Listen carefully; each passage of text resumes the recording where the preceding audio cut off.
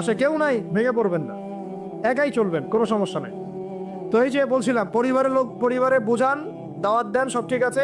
যদি দেখা যায় যে অন ইসলামিক বিষয়ে চলতে ওদের খুব ভালো লাগে, ইসলামিক বিষয় মানতে খুবই আপত্তি, তখন আপনি আপনার রাস্তায় চলেন, তাকে তার রাস্তায় ছেড়ে দেন।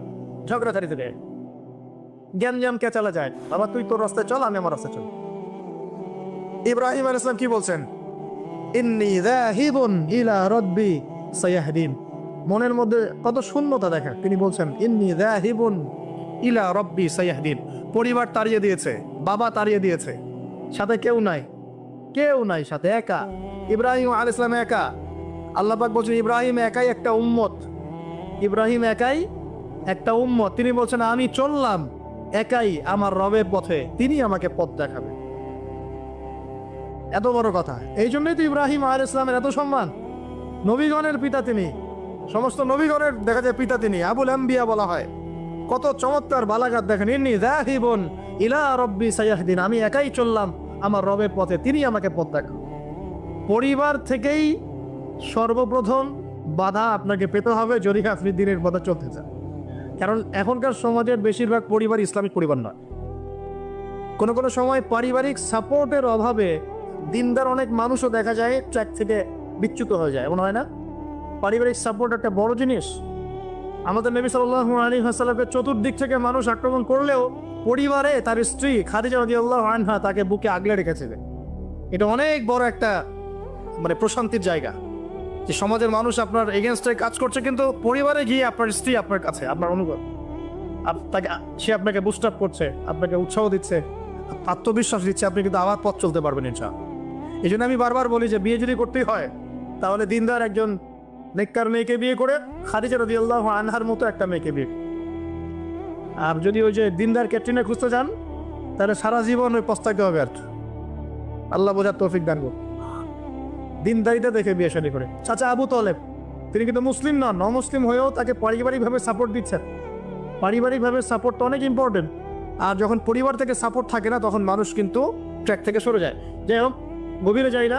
নবী সাল্লাল্লাহু আলাইহি ওয়াসাল্লাম যখন দাওয়াতি মিশন শুরু করলেন, ইসলামী সমাজ প্রতিষ্ঠার চেষ্টা করতে লাগলেন, তখন এই পারিবারিক বাধা, আত্মীয়দের মধ্য থেকে বাধা, সামাজিক বাধা আসতে লাগলো।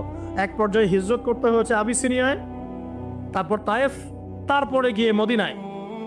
এখন মদিনায় আলহামদুলিল্লাহ আল্লাহ রাব্বুল আলামিন দিনটাকে প্রতিষ্ঠা করলেন এবং সেখানে নবীকে শক্তিশালী করলেন, সাহাবীরা শক্তিশালী হলেন, আস্তে আস্তে গাজওয়াগুলো হলো, সারিয়াগুলো হলো। এক পর্যায়ে উইদিন 8 থেকে 10 বছরের মধ্যে যে নিঃস্ব হাতে মক্কা থেকে তারা গেলেন মদিনায়, সেই মক্কাই তারা জয় করলেন বিনা বাধায়, বলা যায় অলমোস্ট বিনা বাধায়। প্রায় লক্ষাধিক সৈন্য, লক্ষাধিক সাহাবীদেরকে নিয়ে পুরো মক্কায়, জাজিরাতুল আরবের মধ্যে দিন প্রতিষ্ঠা হয়ে গেল। বলো কিনা? কত বছর সময় লাগছে ভাই বলেন? 23 বছর। আর রাহিকুল মাকতুম বইটা পড়েন তাহলে আপনি ধাপগুলো বুঝতে পারবেন কিভাবে হয়েছে। আমি পয়েন্ট আউট করছি যে কোন কোন পয়েন্টের দিকে তারা বেশি ফোকাস করেছে, কোন কোন কাজগুলো তারা বেশি করেছেন, এবং যুবকদেরকে দিয়েই কাজগুলো করানো হয়েছে। এবং এই কাজগুলো যদি আজকেও বাংলার যুব সমাজ করতে পারে, ইনশাল্লাহ 23 বছর লাগবে না আমাদের, ইনশাল্লাহ 23 বছর লাগবে না ইনশাআল্লাহ। কারণ আল্লাহ পাক তো তার নবীর মাধ্যমে জানিয়েছেন যে আখিরুজ জামানে আস্তে আস্তে কি হতে যাচ্ছে সামনে। আগে তো এটা জানা ছিল না যে তখন কি হবে, এখন তো আমরা জানি যে সামনে কি হতে যাচ্ছে। আমরা তো জানি যে ইসলাম কায়েম হচ্ছে সামনে ইনশাআল্লাহ, এটা লিখা হয়ে গেছে। তো আপনি হতাশ হচ্ছেন কেন? আমরা এখানে যারা বসে আছি, আমরা কেউ যদি বেঁচেও না থাকি, আল্লাহ না করো, তারপরও দিন কায়েম হবে। বাংলাদেশে এখন যত আলেম ওলামা আছে না, সবাই যদি মারা যায় তাও দিন কায়েম হবে। বিশ্বে এখন যত বড় বড় জালেমরা আছে, এর সাথে আরো 10 গুণ জালেম যদি বৃদ্ধি করা হয় এবং ওদেরকে আরো 10 গুণ শক্তিশালী করা হয়, তাও এদের পতন ঘটবে। হ্যাঁ, যত জালেম আছে সারা বিশ্বে, এর সাথে আরো 10 গুণ যদি বৃদ্ধি করা হয়, এদেরকে আরো বেশি বেশি মারণাস্ত্র দেওয়া হয়, ক্ষমতা দেওয়া হয়, তবুও এদের পতন ঘটবে। কারণ কোরআন এবং হাদিস এই কথা বলে দিয়েছে যে কিয়ামত হবে না, কিয়ামত হবে না যতক্ষণ পর্যন্ত না আল্লাহ পাক 2জন বিখ্যাত ব্যক্তি পাঠাবেন। কয়জন? একজন হচ্ছেন আমাদের মধ্য থেকে ইমাম, মুসলিমদের ইমাম মুহাম্মদ, যাকে আমরা মাহদী বলছি। আর একজন হচ্ছেন একজন নবী যার হাতে সভ্যতা শেষ হবে, যার নাম হচ্ছে নবী ঈসা আলাইহিস সালাম, যিনি সত্যিকারের মাসিহ। জিউসরা যারা প্যালেস্টাইন দখল করে আছে, ওরা যাকে মাসিহ মনে করছে সে হবে প্রকৃতপক্ষে মাসিহুদ দাজ্জাল। সে কিন্তু প্রকৃত মাসিহ নয়। সত্যিকারের মাসিহ কে? নবী ঈসা ইবনে মারইয়াম। তার হাতেই দাজ্জালকে মেরে ফেলা হবে বাবেলুদ নামক জায়গায়। সভ্যতা এই জায়গায় না যাওয়া পর্যন্ত কিয়ামত হচ্ছে না ইনশাআল্লাহ। এবং ঈসা আলাইহিস সালাম যতক্ষণ 40 বছর পুরো বিশ্বে ইসলামী সমাজ প্রতিষ্ঠা না করছেন, ততদিন পর্যন্ত ইনশাআল্লাহু আযজা ওয়া জাল কিয়ামত হবে না। এটা লেখা হয়ে গেছে। শুধু তাই না, ঈসা আলাইহিস সালামের যুগটা শেষ হওয়ার পরে আবার এমন একটা যুগ আসবে, যে যুগটা হবে পৃথিবীতে সবচেয়ে নোংরা জঘন্য যুগ। এখন আমরা যে যুগটা পার করছি না, এটা পৃথিবীর সবচেয়ে নোংরা যুগ না। এটা পৃথিবীর সবচেয়ে নোংরা যুগ নয়। যে যুগে আপনি দেখছেন সবাই সুদ খায়, মোটামুটি সবাই এই যে প্রিমিক্সিং, পরকিয়া, হ্যাঁ, জেনা, গান বাজনা, নর্তকী চলছে না সারা সমাজ জুড়ে, মনে হচ্ছে এটাই মনে হয় সবচেয়ে খারাপ যুগ। তাই মনে হয় না অনেকে? এটা সবচেয়ে খারাপ যুগ নয়। যদিও এই যুগের মধ্যে হাজারটা খারাপই আছে, সবচেয়ে খারাপ যুগ আসবে ঈসা আলাইহিস সালামের 40 বছর শাসনের পরের যুগটা। ওই যুগে মানুষ রাস্তায় দাঁড়িয়ে জেনা করবে, কুকুর শেয়ালরা যেমন করে ঠিক ওইভাবে। এবং তাদের সামনে কিয়ামত হবে, পশ্চিম দিক থেকে সূর্য উঠবে। তো আমরা এতটুকু তো জানি, সামনে ইনশাআল্লাহু তাআলা ইসলামিক সমাজ প্রতিষ্ঠা হবে। এটা আল্লাহ লিখে দিয়েছে।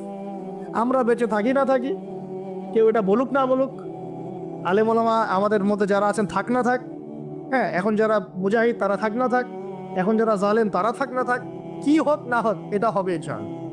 পৃথিবীতে ভূমিকম্প হোক আর জলোচ্ছ্বাস হোক আর পৃথিবী ধসে যাক আর আগুনের বৃষ্টি হোক আর পাথরের বর্ষণ হোক, যাই হোক না কেন, নবী ঈসা আলাইহিস সালামের হাতেই সভ্যতা শেষ হবে ইনশাআল্লাহ।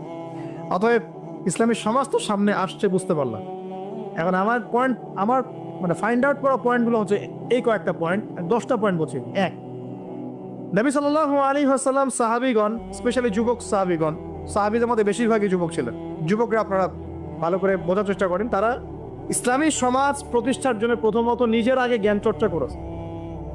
কি করেছেন ভাই? নিজেরা আগে কোরআন হাদিসের জ্ঞান চর্চা করেছেন।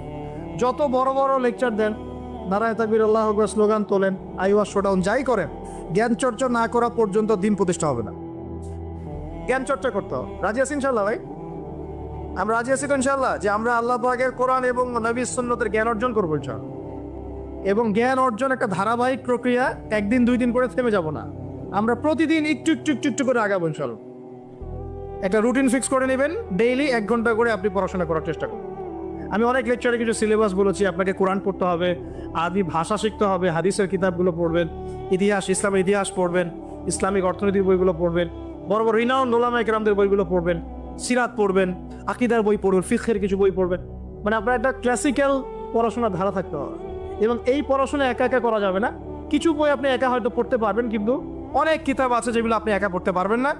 আপনার বিজ্ঞ ওলামায়ে কেরামের সোহবত দরকার আছে। এটার দায়িত্ব আপনি খুঁজে বের করবেন কার সোহবতে আপনি যেতে চান। আল্লাহ পাক আপনাকে তৌফিক দান করুন। প্রথম কথা জ্ঞান অর্জন। 2 নম্বর, দিন প্রতিষ্ঠা ইসলামী সমাজ ব্যবস্থার জন্য সাহাবীগণ নিজেরা আমল করিয়ে দেখেছেন, শুধু জ্ঞান অর্জনই করেন নাই। যে জ্ঞান অর্জন করেছিলেন সেটা আমল করে দেখিয়েছেন। যেমন ওমর রাদিয়াল্লাহু আনহু বলতেন যে সূরা বাকারা হিফজ করতে আমার সময় লেগেছে 12 বছর। কত বছর? 12 বছর লেগেছে সূরা বাকারাটাকে আয়ত্ত করতে। কারণ সাহাবীরা যতক্ষণ পর্যন্ত 10টা আয়াত লেসন নিয়েছেন, 10টা আয়াতের উপর আমল না করা পর্যন্ত নতুন করে দার্স নিতেন না। বুঝতে পারছেন না? মনে করেন আপনি সূরা মাউন শিখেছেন, মাউন, আরাআইতাল্লাযী ইউকাযযিবু বিদ্দীন, এই সূরা আপনি শিখেছেন। সাহাবীদের সুন্নাত ছিল কি, এই সূরাটার উপর তারা আমল না করা পর্যন্ত নতুন লেসন নিতেন। এভাবে তারা আমল করতেন। আমরা কি এমন করে আমল করি? আমরা যত পারি আগে তথ্য ইনস্টল করতে থাকি। আমাদের জ্ঞান চর্চাটা হচ্ছে তথ্য ইনস্টল করার মতো। তথ্য ইনস্টল করাকে জ্ঞান চর্চা করে না। এটাকে আমরা ওয়েল ট্রেন্ড বলতে পারি, ওয়েল এডুকেটেড বলতে পারি। সার্কাসের সিংহ বাঘ দেখেছেন না? লাঠি চাবুকের ভয়ে অনেক কাজ করে না? অনেক কুকুর দেখা যায় না যে ট্রেনিং প্রাপ্ত, যা কমান্ড করে সে ফলো করে না? এটা ওয়েল ট্রেন্ড বলা যায় এটাকে। এই কিন্তু ওয়েল এডুকেটেড না। আমাদের ক্রিটিক্যাল থিঙ্কার্স দরকার, মানে কোরআন সুন্নাহ পড়বে, আমল করবে এবং এটাকে নিয়ে গবেষণা করার চেষ্টা করবে। মানে আমাদের কোরআন সুন্নাহকে নিয়ে গবেষণার একটা প্রজন্ম দরকার, গবেষক প্রজন্ম, ক্রিটিক্যাল থিঙ্কার্স। আল্লাহ পাক আমাদেরকে এই তৌফিক লাভে ধন্য করুন বলে আমি। 2 নম্বর ইনিশিয়েটিভটা হচ্ছে অবশ্যই জ্ঞান অনুযায়ী আমল করতে হবে যদি ইসলামী সমাজ চাই। আল্লাহ পাক আমাদের সবাইকে তৌফিক দান করুন। সবার আগে আমাকে তৌফিক দান করুন বলি আমি। জ্ঞান অনুযায়ী আমল করার জন্য একটা সুন্নত ফলো করলেই হবে, একজন ব্যক্তিকে জাস্ট ফলো করতে হবে। জীবনের প্রতিটা কাজ নবী সাল্লাল্লাহু আলাইহি ওয়াসাল্লামের সুন্নাহ মাফিক করলেই আপনি জানা অনুযায়ী আমল করে ফেলবেন ইনশাআল্লাহ। পারা যাবে তো ইনশাআল্লাহ। আজকে ঘুমানো থেকে শুরু করে দেন, জীবনের প্রতিটা কাজকে ঢেলে সাজান। কাপড় পরা, ঘুমানো, ঘুম থেকে ওঠা, হ্যাঁ, এমনকি বিছানা ঝাড়া, ইস্তেঞ্জা করা, আপনার ব্যবসা বাণিজ্য, শিক্ষা, এভরি সিঙ্গেল সেক্টর ঢেলে সাজানোর চেষ্টা করেন যে নবীর মতো হচ্ছে কি।